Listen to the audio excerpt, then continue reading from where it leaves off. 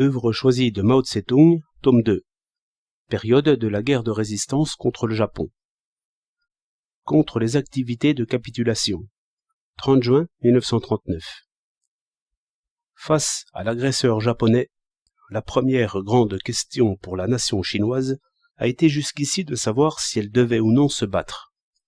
De l'incident du 18 septembre 1931 à l'incident de Lau-Kiau-Kiau, le 7 juillet 1937, il y eut à ce sujet une très vive controverse. Faire la guerre, c'est survivre.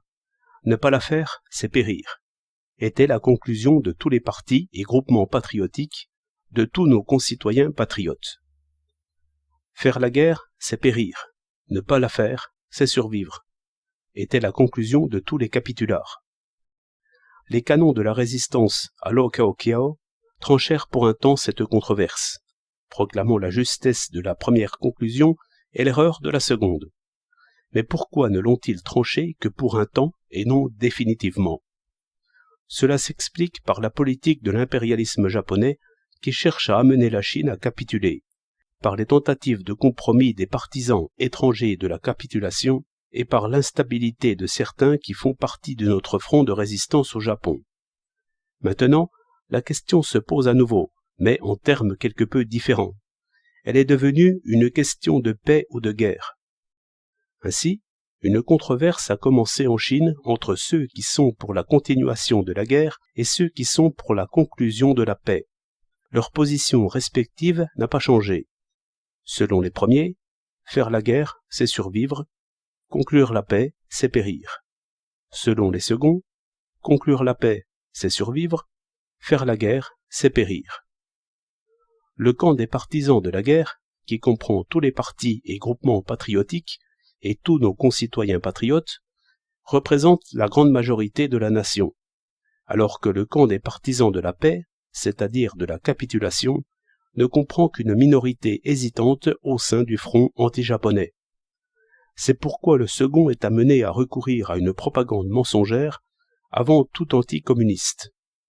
Il fabrique à flot continu informations, rapports, documents et résolutions de caractère fallacieux, qui prétendent notamment que le Parti communiste fomente des troubles, que la 8e armée de route et la nouvelle 4e armée ne font que se déplacer sans combattre et n'obéissent pas au commandement, que la région frontière du Shensi-Kanso-Ningxia est constituée en fief indépendant et poursuit son expansion, que le Parti communiste complote le renversement du gouvernement, et même que l'Union soviétique machine une agression contre la Chine.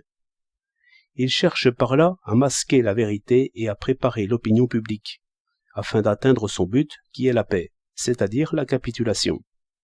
Si les partisans de la paix, c'est-à-dire les capitulars, agissent de la sorte, c'est que le Parti communiste est le promoteur et le champion du front uni national anti-japonais, et que, sans le combattre, il leur est impossible de saper la coopération entre ce parti et le Kuomintang, impossible de rompre le front uni, impossible de capituler.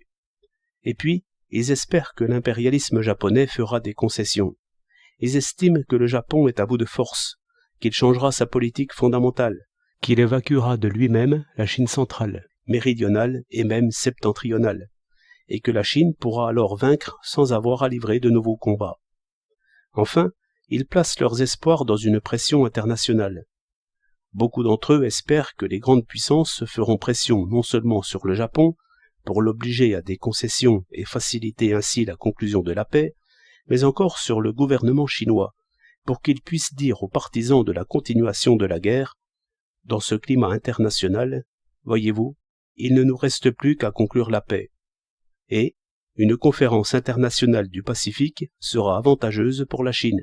Ce ne sera pas un autre Munich, mais un pas vers la renaissance de la Chine. Tel est l'ensemble des vues, des procédés et des desseins secrets des partisans de la paix, c'est-à-dire des capitulars, en Chine. La scène n'est pas seulement jouée par Wang Tsingwei, mais, ce qui est bien plus grave, par beaucoup d'autres Wang Tsingwei, dissimulés au sein du front anti-japonais. Ils collaborent avec lui pour exécuter un duo où ils se partagent les rôles de héros et de félons. Nous, communistes, nous déclarons publiquement que nous avons toujours été et serons toujours du côté de ceux qui sont pour la continuation de la guerre, et que nous sommes résolument opposés à ceux qui sont pour la conclusion de la paix. Ce que nous voulons, c'est, avec tous les partis et groupements patriotiques et tous nos concitoyens patriotes, affermir l'unité, consolider le front uni national anti-japonais, renforcer notre coopération avec le Kuomintang, appliquer les 3 principes du peuple, mener jusqu'au bout la guerre de résistance, combattre jusqu'au Yalao, recouvrer tous les territoires perdus et rien de plus. Nous condamnons résolument tous les Wang Tsingwei, déclarés ou cachés, qui s'emploient à créer un climat anticommuniste, provoquent des frictions entre le Kuomintang et le Parti communiste et cherchent même à susciter une nouvelle guerre civile entre les 2 partis.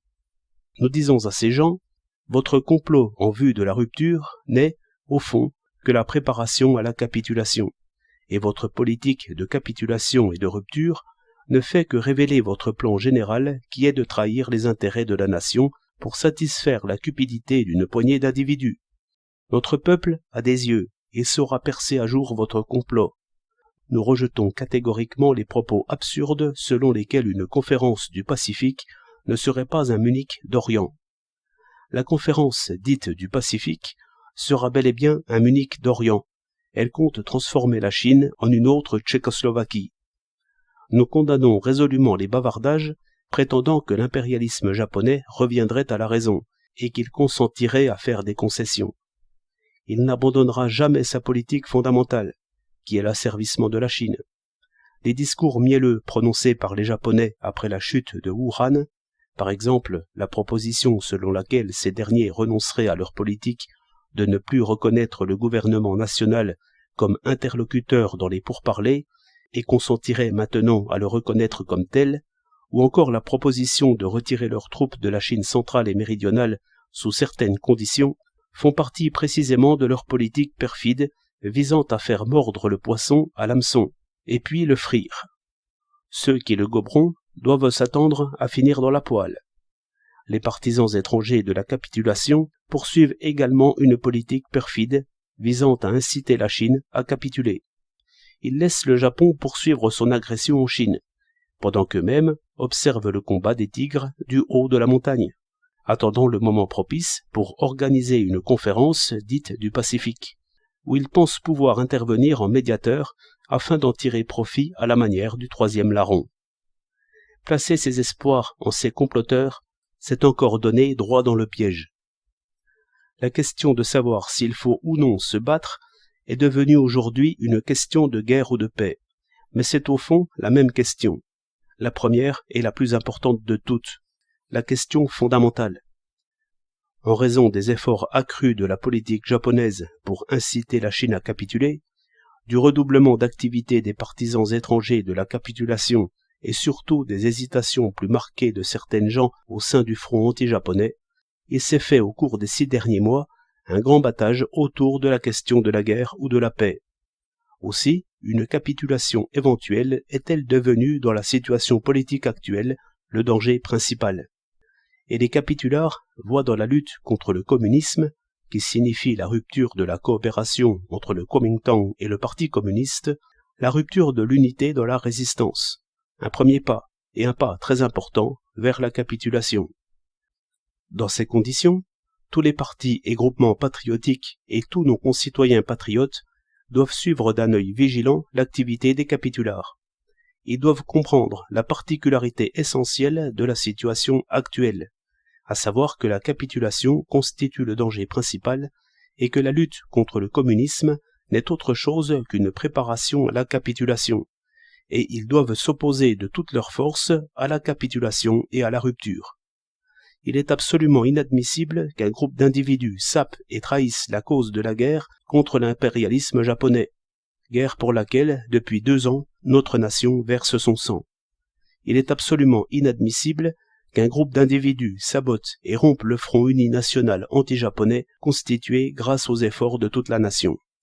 Si nous continuons la guerre et maintenons l'unité, la Chine survivra. Si nous acceptons la paix et tolérons la rupture, la Chine périra. Que faut-il rejeter et que faut-il accepter? Compatriotes, hâtez-vous de choisir. Nous, communistes, nous sommes décidés à continuer la guerre et à maintenir l'unité. Tous les partis et groupements patriotiques, tous nos concitoyens patriotes sont décidés à continuer la guerre et à maintenir l'unité. Même si les capitulards qui complotent la reddition et la rupture réussissent à prendre temporairement le dessus, ils finiront par être démasqués et châtiés par le peuple. La tâche historique qui incombe à la nation chinoise est de s'unir dans la résistance pour sa libération. Les capitulards veulent suivre une voie opposée, mais quel que soit leur succès, quelle que soit leur jubilation à s'imaginer qu'ils n'ont personne à craindre, ils n'échapperont pas au châtiment du peuple. S'opposer à la capitulation et à la rupture, voilà la tâche urgente qui s'impose à tous les partis et groupements patriotiques et à tous nos concitoyens patriotes. Que le peuple tout entier s'unisse, qu'il persévère dans la résistance, maintienne l'unité et déjoue tous les complots qui mènent à la capitulation et à la rupture.